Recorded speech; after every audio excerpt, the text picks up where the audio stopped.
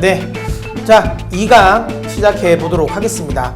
자 2강은 저희 앞서 1강에서는 이제 해외 선물의 특징을 이야기해 드렸다면, 자 2강은 해외 선물이 거래되는 거래소에 대한 이야기를 해 드리도록 하겠습니다. 일단 먼저 해외 선물의 특징 중에 우리가 이제 해외 선물의 장점 중에 하나가 사실 이제 정산 시간 1시간을 제외하면 23시간 거래가 가능하다라는 거죠. 그래서 이제 이 시간에 구애받지 않고 투자가 가능하다라는 게 장점인데, 이렇게 할 수 있는 이유가 이 글로백스라는 시스템 때문입니다. 이 글로백스라는 건 이제 1992년 6월 달에 CME와 로이터가 서로 이제 같이 합작을 해서 이런 정규시장 외에 야간, 시간 외에 거래를 할 수 있게 선물 거래 시스템을 만든 걸 보고 이제 글로백스라고 보면 되고요. 이 글로백스 때문에 우리가 세계 각국의 거래소를 시간에 구애받지 않고 거래를 할 수 있다라는 겁니다. 물론 뭐 이건 뭐 해외 선물 하는데 뭐 크게 중요한 건 아닌데, 이런 것도 있구나라고 아시면 될 것 같아요. 자, 해외 선물의 이제 주요 특징들 같은 경우 보신 것처럼 우리 집에서 세계 각국의 거래소에서 우리가 상품을 찾아서 투자를 할 수 있다라는 장점이 있다라는 거죠. 뭐 가까운 도쿄 증시부터 해서 우리 홍콩 거래소, 그 다음에 해외 선물할 때 좀 많이 투자를 하는 것 중에 하나가 이제 싱가포르 거래소죠. 싱가포르 거래소. 그리고 이제 많이 우리가 들어보는 이제 미국 쪽에 CME, CBOT, 나이맥스, 그 다음에 유럽 같은 경우는 LME 이런 쪽으로 해서 각국의 거래소를 우리 집 안방에서 투자가 가능하다. 이게 이제 글로백스 시스템 때문이다 라고 아시면 될 것 같습니다. 자, 그러면 이제 중요한 이제 거래소별 이 특징을 제가 설명을 좀 드려보도록 하겠는데요. 일단 가장 많이 들어보셨고, 그리고 가장 많이 이제 해외 선물을 하게 되면 이제 이쪽 시장이 이제 가장 큰 시장, 우리가 많은 상품들이 대부분 이쪽 걸 많이 보게 되죠. 그리고 제가 나중에 이 3강, 4강, 5강 정도에서는 제가 이 경제지표 관련 이야기를 할 건데, 그 경제지표 관련 이야기가 나올 때 주옥 있게 또 찾아볼 수 있는 유용한 사이트도 이제 CME 사이트를 많이 보거든요. 말 그대로 이제 시카고 상업거래소, 이 CME라고 하고 있는데요. CME 설명을 드려보도록 하겠는데, 세계 최대 농산물과 금융상품 선물 거래소입니다. 1898년 이제 버터 농사를 짓는 사람과 계란 농사 짓는 상인들이 조금 더 원활하게 거래를 할 수 있게 만든 여기 이제 시카고 버터 앤 에그 보드, 여기가 전신입니다. 이쪽이 전신이 됐다가 그게 조금씩 커지기 시작한 거죠. 조금씩 커지기 시작하면서 1919년 소, 돼지, 이제 농축산물까지 이제 거래를 하게 되면서 지금의 시카고 상업거래소, 이제 CME의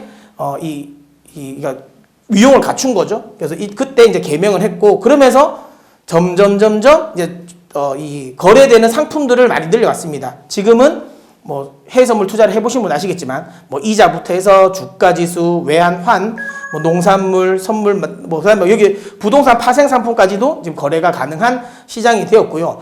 많은 분들이 모르시는 것도 계신데, CME 같은 경우는 실제로 나스닥에 상장되어 있는 상장사입니다. 우리가 이거를 주식으로도 투자를 할 수 있는 상장사이고요. 티커도 딱 그냥 CME라는 티커입니다. 나스닥에서 우리가 이제 투자를 할 때 그 CME라고 티커를 치면 이 CME가 나옵니다. CME 거래소가 나오고요. CME 투자를 저는 개인적으로 주식 투자도 CME는 해볼만 하다. CME가 역사적인 이 고점은 710불 정도일 겁니다. 그때가 리만 사태가 터지기 전이었어요. 리만 사태가 터지기 전에 한 710불 정도 갔다가 리만 사태 이후에 이제 급락을 했죠. 그래서 한 40불까지도 떨어졌을 거예요.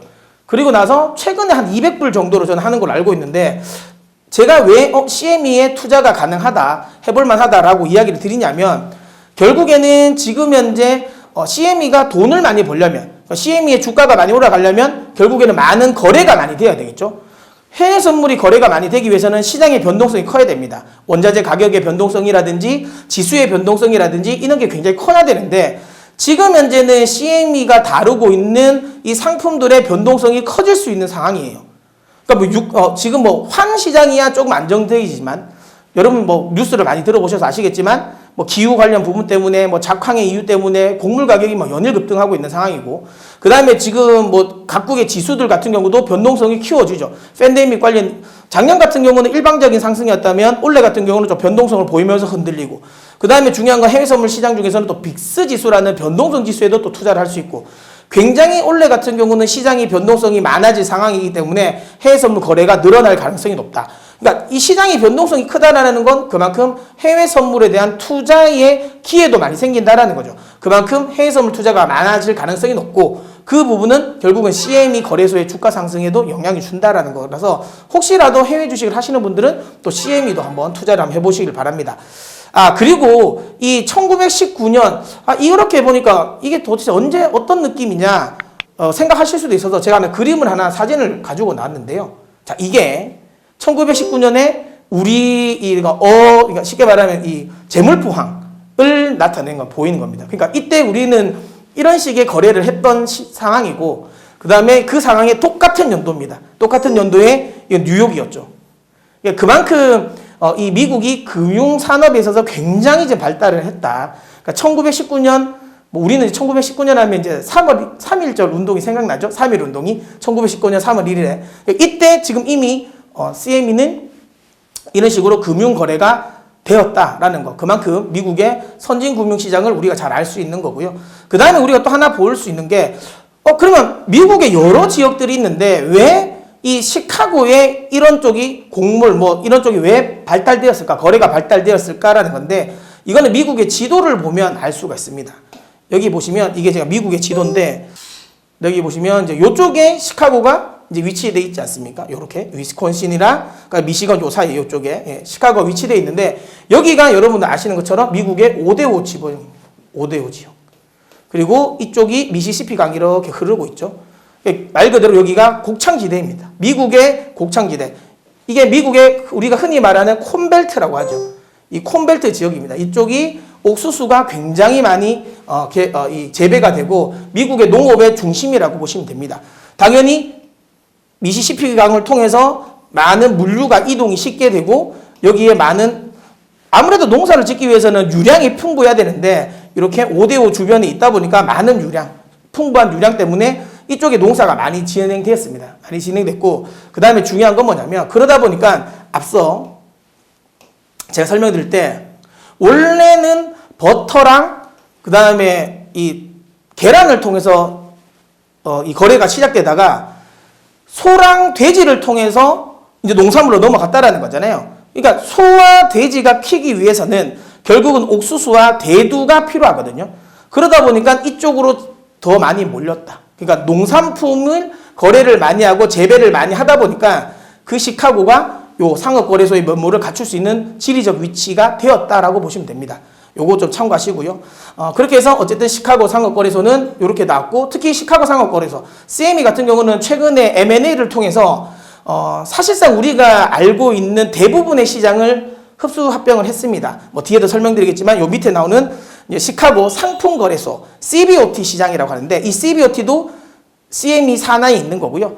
뒤에 보면 이제 나이맥스, 그러니까 뉴욕 상품거래소 같은 경우도 지금 이제 CME 산하에 있고, 우리가 알고 있는 대부분의 뉴욕 증시에서 거래되고 있는 거래소 같은 경우는 이 CME 산하에 있다라고 보시면 됩니다. 자, 그러면 이제 이 시카고 상품거래소 이야기를 한번 해드리도록 하겠는데, 시카고 상품거래소는 오히려 CME보다는 더 일찍 시작을 했습니다. 1848년에 이 창립이 돼가지고 거래량은 이제 옵션 거래가 CBOT 같은 경우는 가장 많이 이루어지죠. 초창기에는 곡물 거래가 주가 되었는데 1970년부터는 이제 조금씩 이제 곡물 이어서 이제 종합 거래소로 상품 거래소로 발달을 했고, 최근 들어서는 옵션 거래가 굉장히 많이 진행되는 시장이라고 보시면 됩니다. 자, 그 다음에 또 이제 많은 분들이 해외 선물을 투자할 때 많이 알 수 있는 접하는 이제 상품 거래소가 뉴욕 상업 거래소입니다. 우리 흔히 말하는 나이맥스, 니맥스 뭐이라고 하죠. 나이맥스 시장이라고 하는데, 거래소 전체 거래량의 90%가 원유. 우리가 이 해외 선물할 때 크루드 오일이라든지 브렌트유라든지 뭐 내추럴 가스 뭐 이런 것들 거래하면 대부분 다 이 나이맥스, 요 뉴욕 상품 거래소에서 거래를 하게 된다라고 보시면 되고요. 글로벌적으로 우리가 흔히 말하는 WTI 거래가 이제 이쪽에서 진행된다라고 보시면 됩니다. 아까 말씀드렸던 CBOT, CME에 이어서 세계 3위 선물 거래소라고 보면 되는데, 최근 들어 요건 왔다 갔다 합니다. 뒤에 설명드리는 중국이 부상하면서 최근에는 이제 이 상하이 선물 거래소가 굉장히 많이 올라왔어요. 그래서 요게 좀 왔다 갔다 하긴 있지만 어쨌든 지금 아직까지는 그래도 뉴욕 상품 거래소가, 상업 거래소가 지금 세계 3위 선물 거래소라고 보시면 됩니다. 자, 그 다음에 이제 많은 분들이 익히 알고 있는 LME, 그러니까 런던 금속 거래소죠. 우리가 뭐 금 가격 이야기를 할 때 항상 LME 가격, 뭐 구리 가격을 이야기할 때 LME 가격이라고 이야기가 많이 하는 것처럼 그만큼 국제 금속 거래의 표준 가격이 되는 이 거래소가 런던 금속 거래소라고 보시면 됩니다. 이 보시는 것처럼 근데 다른 이 상품 거래소와 다르게 이 런던 금속 거래소 같은 경우는 오전장, 오후장으로 구별되면서 거래가 되고요. 개별 품목 한 개당 한 5분씩 계속 4회마다 거래가 가능해요. 계속 연장해서 거래되는 게 아니라 중간중간 끊기는 시간이 있습니다. 그래서 이제 LME 쪽을 거래하시는 분들 같은 경우는 이거 왜 이렇게 끊기지? 라고 하시는 분들도 계실 거예요. 그게 이제 이 거래소의 특징이라고 보시면 되고요. 어쨌든 세계 최대의 금속 거래소라고 보시면 되고, 여기서 다루는 건 전기동, 우리가 흔히 말하는 구리죠. 주석, 알루미늄, 납, 아이언, 니켈, 알루미늄 뭐 이런 것들 전부 다 거래가 된다라는 겁니다. 근데 여기서 이렇게 생각하시는 분이 계실 거예요. 근데 나는 구리를 거래를 하는데 나는 근데 이거 LME 거래 안 하는데? 라고 하시는 분들도 계실 겁니다. 이유는 이거죠. 아까 제가 이야기 드린 것처럼 일단 이 LME 시장 같은 경우는 국제 표준 가격, 금속의 표준 가격을 만드는 국가들은 맞는데, 만드는 거래소는 맞는데, 아까도 이야기 드린 것처럼 오전장, 오후장을 나누어서 거래하고 상품별로 5분씩 4번 거래를 하고 뭐 이런 식으로 해가지고 중간에 연속성이 좀 끊깁니다. 그러다 보니까 일반 이제 우리가 흔히 말하는 실수요자보다 이런 투기적 거래자들 입장에서는 불편하죠. 그래서 나온 게 이쪽이죠. 우리 이제 이 뉴욕 상품 거래소라고 해가지고 대부분의 우리가 구리를 투자를 하고 금을 투자를 하고 은을 투자를 할 때 보면 대부분의 상품 거래소는 우리는 뉴욕 상품 거래소를 이용을 합니다. 이 거래소는 앞서 우리가 익히 알고 있는 이 거래소처럼 쉬는 시간이 없습니다. 그러니까 뭐 정산 시간 1시간을 제외하면 전체적으로 계속 돌아가고 있기 때문에 우리가 구리를 투자할 때는 대부분 요 시장, 요 시장, 우리가 흔히 말하는 코맥스라고 하는데 이 코맥스 시장을 이용을 한다라고 보시면 되고요. 그리고 제가 앞서 이야기 드린 것처럼 예전에는 사실 선물 거래소, 특히 금속의 선물 거래에 있어서는 LME 시장이 시장을 기준을 잡았는데 최근에는 조금 LME 시장이 약간 위상이 흔들린다. 이유는 이 시장 때문입니다. 상하이 선물 거래소. 이 중국 말 그대로 이제 중국의 선물 거래소인데 중국에서 원래 이 상하이 선물 거래소 같은 경우는 1999년 12월에 상하이 금속 거래소, 상하이 식료품 상품 거래소, 상하이 상품 거래소가 다 합병이 되면서 출범이 됐습니다. 여기서 다루는 건 금, 알루미늄, 아이언, 뭐 천연, 고무, 그다음에 뭐 철근, 뭐 냉연, 뭐 이런 거 다 금속 관련 부분 굉장히 다 다루고요. 또 특징적인 건 탄소세까지도 이쪽에는 거래가 되는데 중국이 부상을 하고 중국이 자원 소비에 있어서 세계 1위로 달리면서 오히려 LME보다는 상하이 선물 거래소의 거래량이 더 늘어났고 그쪽이 거래대금이 더 늘어나면서 오히려 최근 들어서는 특히 이제 철강 가격을 기준을 잡는 건 오히려 상하이 거래소라고 보시면 됩니다. 그만큼 좀 시장이 좀 변화가 생겼다라고 보시면 될 것 같아요.